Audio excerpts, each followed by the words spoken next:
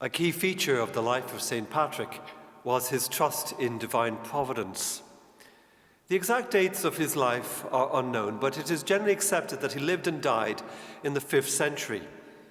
He was raised in Britain a Christian, many think in modern-day Wales. At the age of 16, he was captured by pirates who took him to Ireland, where he was a herdsman for 6 years.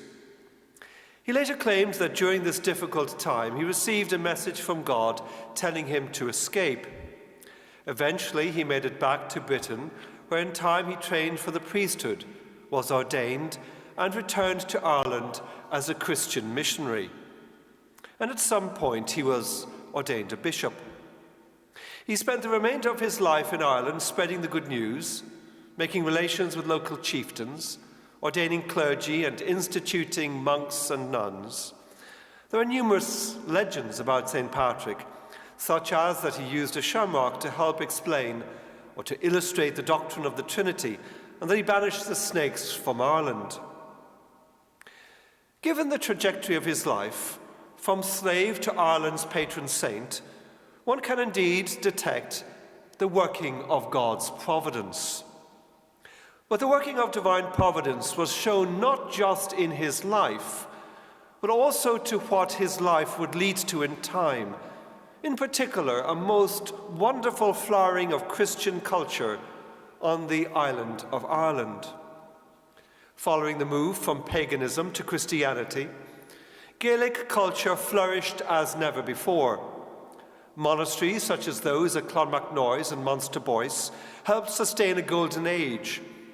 It was during this extended period that great works of Christian art, such as the Book of Durrow, the Ardagh Chalice, and the Book of Kells were fashioned, though I have to concede that the latter might have been made in part in monasteries outside the island of Ireland, but nonetheless closely connected with it.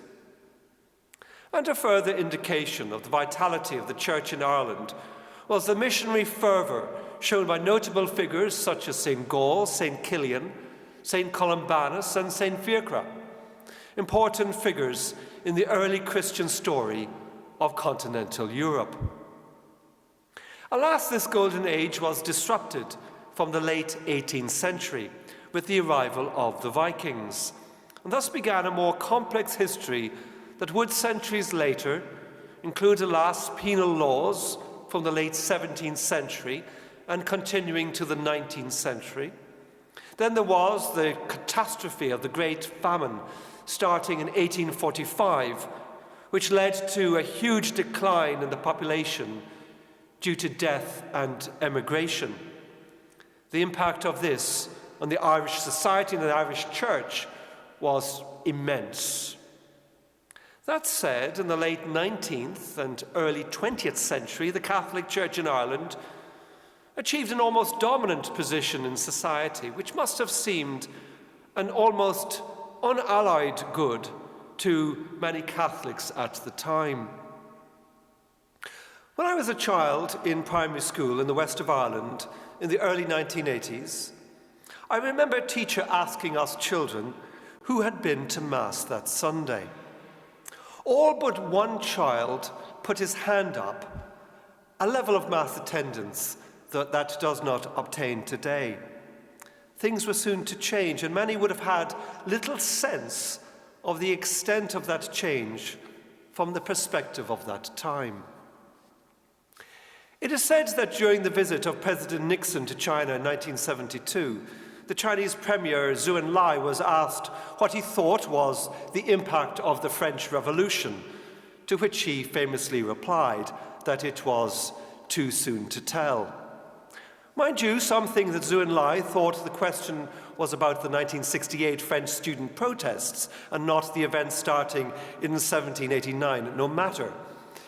In any case, the story is a reminder that we need to take great care regarding how we interpret the events of any time, of any situation, because future perspectives on events might present a quite different picture from what people think right now.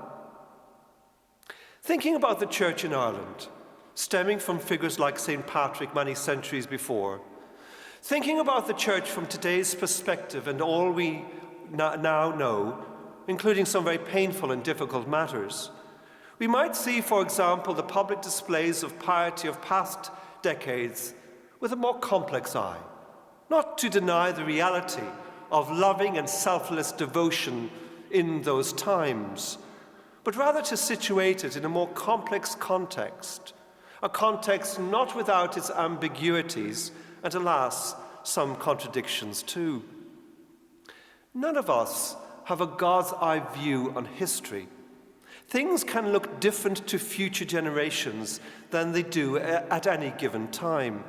Indeed, for all we know, the present situation in Ireland might contain the seeds of many future blessings, the nature of which only time will tell.